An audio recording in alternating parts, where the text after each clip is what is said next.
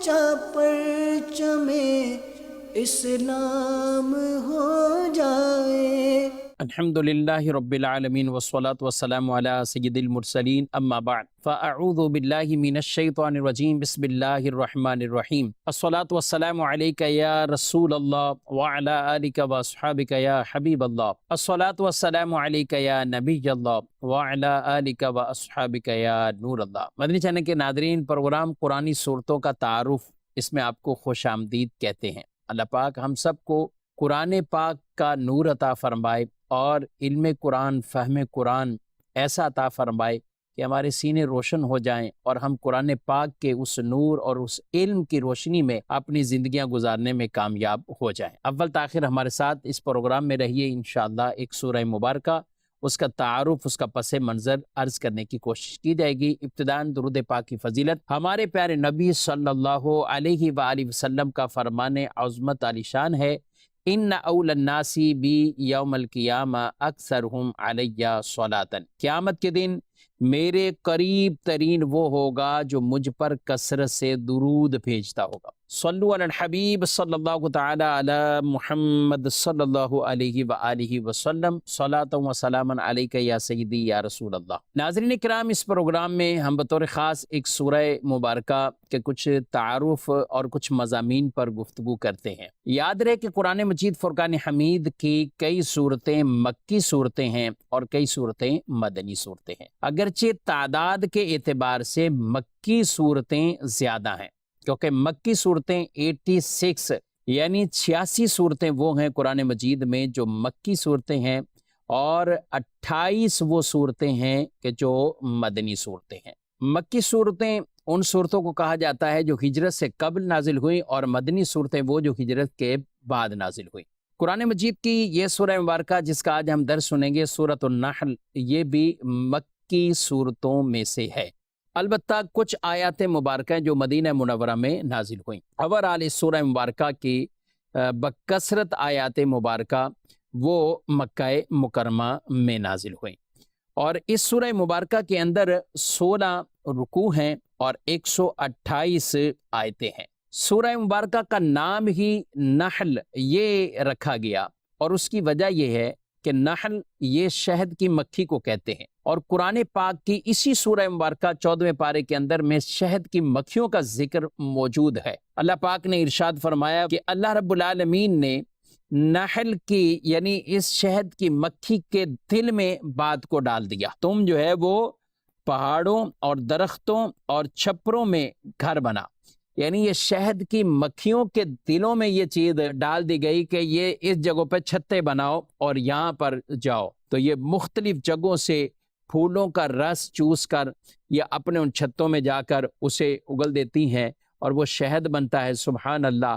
ایک روایت بھی بڑی خوبصورت روایت ہے جس میں یہ بات بیان فرمائی گئی کہ یہ شہد کی مکھیاں، حالانکہ پھول تو کوئی کھٹے ہیں، ذائقے میں کچھ ہیں، کڑوا ذائقہ ہے، مگر یہ شہد بڑا میٹھا ہے، تو اس کے بارے میں یہ کہا گیا کہ یہ مکھیاں جب پھولوں کا رس چوس کر اپنے چھتوں کی طرف جا رہی ہوتی ہیں، تو اس دوران جتنا بھی یہ سفر ہے پیارے نبی صلی اللہ علیہ وآلہ وسلم پر درود بھیجتی رہتی ہیں، اور اس درود کی برکت سے وہ شہد میں مٹھاس بن جاتی ہے، اور اسی شہد کو قرآن پاک میں اللہ نے ارشاد فرمایا اس میں لوگوں کے لیے شفا بھی ہے، اس میں لوگوں کے لیے شفا بھی ہے۔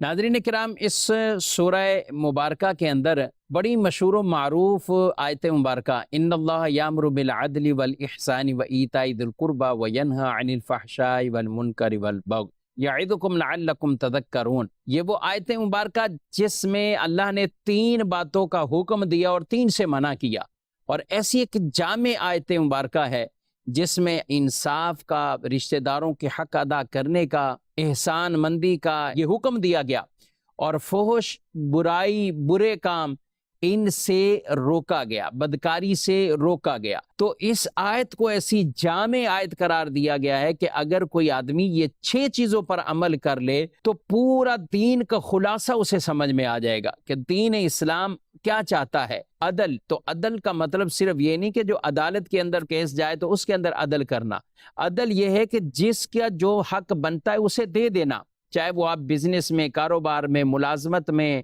عام گھر کے اندر ہیں، میاں بیوی ہیں، بچے ہیں، جس کا جو معاملہ ہے تو وہاں عدل سے کام کرنا. تو عدل جب ہو معاشرے میں تو ہر طرف عدل، یعنی ہر آدمی یہ سوچے مجھ پر اگر کسی کا حق بنتا ہے میں نے دے دینا ہے، میں نے کسی کا حق رکھنا نہیں ہے. تو اس عدل سے یہ معاشرے کے اندر پورا نظام ایک بن جائے گا اور درستگی کی طرف سب چلے جائیں گے کہ جو ناحق دوسرے کا مال لیں یا کسی کی عزت خراب کریں یا کسی کے کاروبار کے اندر کچھ مسائل کریں یا کوئی جائیدادیں دبائیں، مکان دبائیں، کسی کے دکانیں دبا لیں، پیسہ دبا لیں. تو جب عدل قائم ہو اور ہر آدمی یہ کہے کہ میں نے عدل کرنا ہے، کسی کا حق مارنا نہیں ہے، کسی کے ساتھ ناحق تکلیف نہیں پہنچانی، تو معاشرہ ویسے ہی سدھر جائے گا اور درستگی کی طرف آ جائے گا. تو عدل، پھر آگے احسان، نیکی والے کام، پھر اپنے رشتہ داروں کو دینا، رشتہ داروں کو عطا کرنا. اگلی جو 3 چیزوں کو جس سے منع کیا گیا، وَيَنْهَا عَنِ الْفَحْشَاءِ وَالْمُنْكَرِ وَالْبَغْيِ، فحش باتوں سے، برائی سے اور بدکاری سے. یہ 3 چیزوں سے اللہ ہمیں منع کرتا ہے، 3 کا حکم دیتا ہے. اور یہ وہ آیت ہے ناظرین جو آپ ہر جمعے میں خطیب سے خطبے کے اندر وہ سنتے ہیں. خطیب کا خطبہ ہی اس آیت پڑھے بغیر گویا کہ ختم نہیں ہوتا، یعنی یہ آیت خطبے میں عموماً شامل ہوتی ہے. اور آخر میں ہم یہ پیغام لے کر جاتے ہیں کہ عدل کرنا ہے، نیکی کرنی ہے، رشتہ داروں کے ساتھ اچھا برتاؤ کرنا ہے، فحش باتوں سے، کاموں سے، برائی سے اور بدکاری سے یہ بچنا ہے. یہ 3 وہ کام ہے جس سے بچنے کا ہمیں حکم دیا گیا. اس لیے اس آیت کو بڑی جامع آیت وہ کہا گیا کہ پورے دین اور اسلام کا خلاصہ کیا ہے وہ یہ آیت مبارکہ بیان فرما رہی. بیسک تو اس سورہ مبارکہ کے اندر وہ اللہ کی توحید، الوہیت، اللہ کی عبادت، اس کے حوالے سے اور مشرکین اور شرک کی مذمت کو بیان کیا گیا، انہیں وہ عذاب کی وعیدوں کو سنایا گیا. یہ چیزیں تو اس سورہ مبارکہ کے اندر بیان ہوئی. ساتھ ساتھ اللہ پاک کی قدرت کے کرشمے ایسے سے وہ بھی اس میں بیان ہوئے، اور رب نے جو بندوں کو نعمتیں عطا فرمائی ہیں. مثال کے طور پر شہد کی مکھی کا بطور خاص تذکرہ کیا. کیوں تذکرہ کیا گیا؟ شہد کی مکھی جس طرح گھر بناتی ہے، چھتا بناتی ہے، اس کی بناوٹ ہے، اس کے اندر عجائب ہیں، دقائق ہیں کہ جس طرح پورا یہ اپنا گھر بنا لیتی، پورا جال بنا لیتی یہ شہد کی مکھیاں. تو ان کے اپنے اس گھر بنانے کے اندر کی، یعنی یہ ایک مکھی ہو کر اس انداز سے اپنا گھر یہ بناتی ہے، تو اس کے اندر کتنے دقائق ہیں. تو یہ کیا ہے؟ اللہ رب العالمین کی قدرتوں کے کرشمے نظر آتے ہیں. سبحان اللہ. اسی طرح جانوروں کو اللہ نے ہمارے لیے مسخر کر دیا. جانوروں کا تذکرہ بھی سورہ مبارکہ کے اندر ہوا کہ یہ وہ جانور ہیں کہ جس سے تم اپنے ہاتھوں میں لے لیتے ہو، سواریاں کرتے ہو، لے کے جاتے ہو. حالانکہ جانور کی طاقت اور انسان کی طاقت کتنا فرق، جانور کے اندر کتنی طاقت ہے، مگر ہمارے لیے اس جانور کو مسخر کر دیا کہ آسان بنا دیا کہ چھوٹے چھوٹے بچے یا آپ نارمل آدمی ایک دیکھیں تو اونٹ کو لے رہا ہے، اس کو اپنی کنٹرول میں کیا ہوا ہے. اور جو بکریاں چرانے والے ادھر ادھر جانوروں کو لے کر جاتے ہیں تو ایک ایک آدمی کتنے جانوروں کو کنٹرول کر لیتا ہے. تو یہ ہمارے لیے کیا کر دیا؟ ان کو مسخر کر دیا، آسان کر دیا. اللہ پاک نے قرآن پاک میں سورہ نحل کی آیت نمبر 7 میں ارشاد فرمایا وَتَحْمِلُ أَثْقَالَكُمْ إِلَىٰ بَلَدٍ لَمْ تَكُونُوا بَالِغِيهِ إِلَّا بِشِقِّ الْأَنفُسِ إِنَّ رَبَّكُمْ لَرَؤُوفٌ رَحِيمٌ. اور فرمایا اور وہ تمہارے بوجھ اٹھا کر لے جاتے ہیں ایسے شہر کی طرف، تم اس تک نہ پہنچتے مگر مشقت کے ساتھ، تکلیف کے ساتھ. بے شک تمہارا رب بڑا ہی مہربان رحم کرنے والا ہے. یعنی جانور ہمارے لیے مسخر کیے گئے کہ ہمارے سامان اٹھا کر یہ ادھر سے ادھر لے کر جاتے ہیں. فرمایا کہ تم وہاں تو نہیں پہنچ سکتے تھے، خود تو نہیں جاتے، مگر اتنی مشقتوں کے ساتھ تم پہنچتے، لیکن جانور سامان لے جاتے تو ہمارے لیے آسانی ہو جاتی. آپ ذرا غور کیجئے، ابھی بھی کئی جگہیں ایسی کہ جہاں جانور ہی یہ کام کرتے ہیں، اس کے بغیر پہنچ بھی نہیں پائیں گے. اچھا تھوڑا سا آپ بیک چلے جائیں، پیچھے چلے جائیں اور ان صدیوں کا ذرا تصور بنائیں، آج سے 1400 سال پہلے. جی ہاں ناظرین کرام، اس وقت جو مکے مدینے جاتے ہیں وہاں کے معاملات دیکھتے ہیں، اب اس سال جائیں اور ابھی جا کر دیکھیں تو انہیں پتہ چلتا ہے اس وقت کتنی مشقت تھی، کس طرح یہ پہاڑیوں اور یہ سارے سفر کرنا. ہم تو آج بالکل آرام سے ایئر کنڈیشن گاڑیوں میں بیٹھے اور ادھر سے ادھر سفر کیا اور نارمل طریقے سے ہم مکے گئے، مدینے گئے، مسجد عائشہ گئے، جہاں بھی جانا ہے تو نارمل آپ بڑے آرام سے جاتے ہیں. اپنے ملک سے ہی آپ بڑے آرام سے بائی ایئر سفر کر کے جاتے ہیں، لیکن اس زمانے میں جانا ہوتا انہی سواریوں پر خود بیٹھ کر سامان لاد کر وہاں تک پہنچنا، تو یہ آسان امر نہیں تھا۔ تو اللہ نے اس نعمت پر فرمایا کہ اللہ نے جانوروں کو تمہارے لیے مسخر کر دیا، جانور بھی تمہارے تحت کر دیے گئے۔ اور یہ جانور صرف مسخر ہی نہیں، پھر ان کے حقوق بھی بیان کیے۔ ایسا نہ ہو کہ کوئی جانور پر بیٹھا ہے تو بس بیٹھا ہوا اپنے موج مستی میں آپس میں مل کے باتیں کر رہے ہیں اور جانور کو تکلیف پہنچائے ہوئے، نہیں، بلکہ حکم یہ ہوتا ہے کہ جہاں جاؤ اگر راستے میں کوئی سبزہ نظر آئے تو جانوروں کو بھی کچھ چھوڑ دو تاکہ وہ اچھی طرح چر لیں، ان کو ان کا حصہ دو۔ اور جہاں تم نے آرام کرنا ہے تو اپنے کجاوے سامان اتار لو، بوجھ ان پر لاد کر انہیں نہ ایسا رکھو۔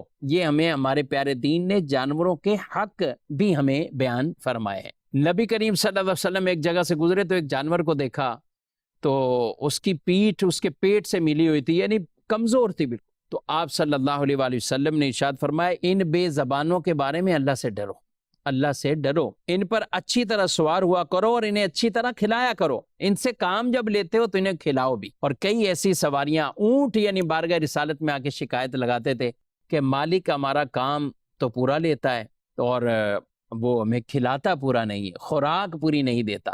آپ صلی اللہ علیہ وسلم نے اس پر بھی ان کے مالکان کو تنبیہ فرمائی۔ آیت نمبر 8 میں یہی جانوروں کا تذکرہ ارشاد فرمایا والخیل والبغال والحمیر لترکبوها وزینہ ویخلق ما لا تعلمون، اور گھوڑے اور کھچر اور گدھے کہ ان پر سوار ہو اور زینت کے لیے، اور وہ پیدا کرے گا جس کی تمہیں خبر نہیں۔ تو یہ سب کچھ اللہ کی رحمت ہے کہ ان تمام چیزوں سے بڑے بڑے جانوروں کو ہمارے لیے آسان کر دینا، مسخر کر دینا، اور ہم ان سے فائدہ اٹھائیں، اور جو حلال جانور ہیں انہیں ذبح بھی کریں اور ان کے گوشت سے بھی فائدہ اٹھائیں۔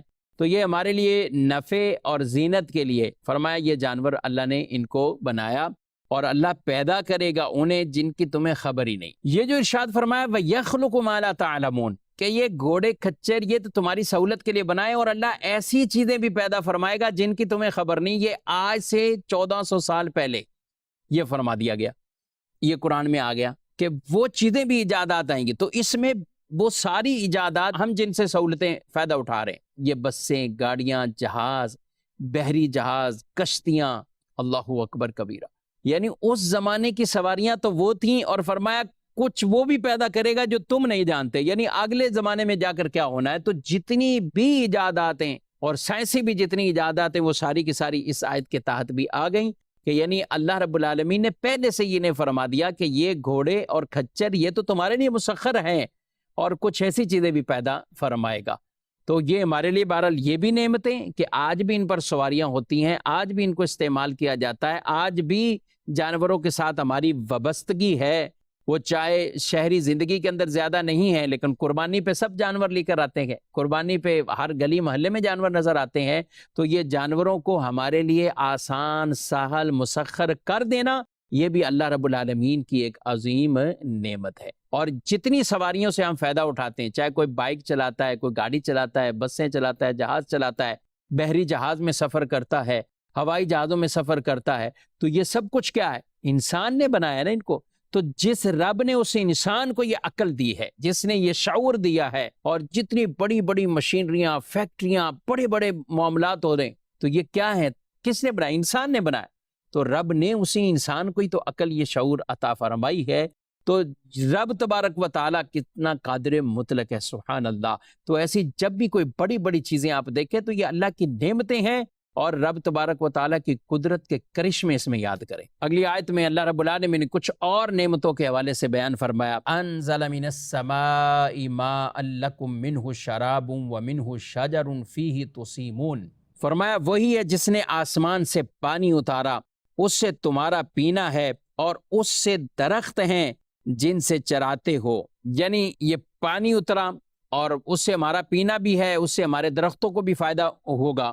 اور آگے کیا فائدہ پہنچے گا؟ ينبت لكم به الزرع والزيتون والنخيل والأعناب ومن كل الثمرات إن في ذلك لآية لقوم يتفكرون، اور اس پانی میں سے تمہارے لیے کھیتی اگاتا ہے اور زیتون اور کھجور اور انگور اور ہر قسم کے پھل، بے شک اس میں نشانی ہے دھیان کرنے والوں کو، اس میں نشانی ہے دھیان کرنے والوں کو۔ تو اللہ رب العالمین نے اس کے اندر وہ کھیتی باڑی اور جو کچھ اگتا ہے اس کے حوالے سے، زیتون کے حوالے سے، کھجور کے حوالے سے، انگور کے حوالے سے، یہ سب میوہ جات اور پھلوں میں شمار، اور زیتون جس سے تیل اور یہ کھانے بنتے ہیں، یہ سب اللہ کی نعمتیں، وَمِن كُلِّ الثَّمَرَاتِ ارشاد فرمایا، اور اسی طرح تمام پھل یہ بھی اللہ کی نعمتیں ہیں۔ پہلے سواریوں کو بیان کیا اس سورہ مبارکہ میں، پھر ان پھلوں کا بیان فرمایا، اور آگے ارشاد فرمایا وَهُوَ الَّذِي سَخَّرَ الْبَحْرَ لِتَأْكُلُوا مِنْهُ لَحْمًا طَرِيًّا، اور وہی ہے جس نے تمہارے لیے دریا مسخر کیا کہ اس میں سے تازہ گوشت کھاتے ہو، کہ مچھلی فریش مچھلی ملی اور آدمی کھا لیتا ہے، تو کہا کہ یہ سمندر بھی تمہارے لیے مسخر کر دیا ہے، سبحان اللہ۔ وَتَسْتَخْرِجُوا مِنْهُ حِلْيَةً تَلْبَسُونَهَا وَتَرَى الْفُلْكَ مَوَاخِرَ فِيهِ وَلِتَبْتَغُوا مِنْ فَضْلِهِ وَلَعَلَّكُمْ تَشْكُرُونَ، اور اس میں زیور نکالتے ہو، یعنی موتی، جواہرات، زیور جسے پہنتے ہو، اور اس میں کشتیاں دیکھے کہ پانی چیر کر چلتی ہیں، اور اس لیے کہ تم اس کا فضل تلاش کرو اور تاکہ احسان مانو۔ تو یہاں رب تبارک و تعالیٰ نے ان کشتیوں کا بھی ذکر فرما دیا، بڑے بڑے بحری جہاز، منوں ٹنوں جن کا وزن ہے، پانی اپنے اوپر لیا ہوا، سبحان اللہ۔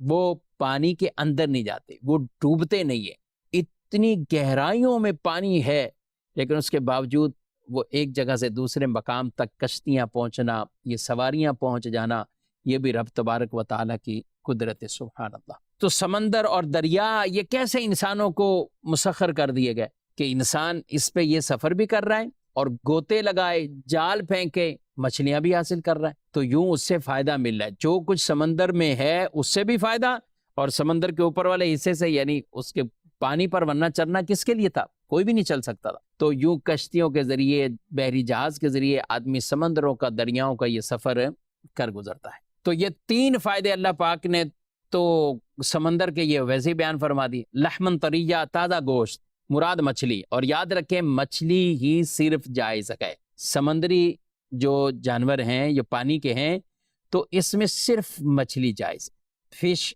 یہ آپ کھا سکتے ہیں، وہ کوئی سا بھی اس کو نام ہو، شارک فش ہو، کچھ اور فش ہو، وہ فش مچھلی ہو، وہ جائز ہے۔ جھینگا، اس کے ہمارے علماء کا اختلاف ہے، اور وہ اختلاف بھی اسی بنیاد پر ہے کہ یہ مچھلی ہے یا مچھلی نہیں ہے۔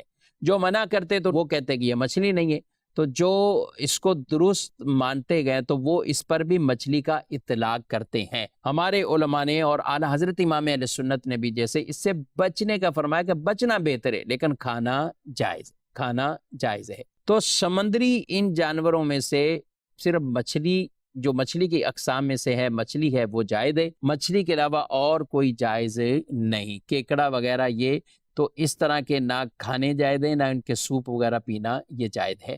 تو فرمایا تازہ گوشت یہ تمہیں فائدہ ملے گا، اور پھر دوسرا یہ کہ اس کے اندر سے موتی ملنا، زیورات ملنا، یہ تمہیں دوسرا فائدہ ملے گا، اور تیسرا فائدہ فرمایا کہ اس میں کشتیاں چلتی ہیں، تو تمہارے یہ بحری سفر یہ بھی تمہیں اس کا فائدہ ملا۔ ناظرین کرام، سورہ نحل کی بالکل ابتدائی چند آیات مبارکہ جس کے اندر اللہ پاک نے اپنی ان نعمتوں کو ذکر فرمایا ہے، اور ان نعمتوں پر ہم اللہ کا شکر ادا کریں، جو بھی غیر مسلم ہے وہ بھی کلمہ پڑھ کے مسلمان ہو جائے کہ اتنا کچھ رب تبارک و تعالیٰ نے عطا کیا ہے، یہ دنیا کی یہ نعمتیں عطا کی ہیں، اسلام لائیں گے، اسلام کے دامن میں آئیں گے تو اخروی نعمت بھی نصیب ہوگی۔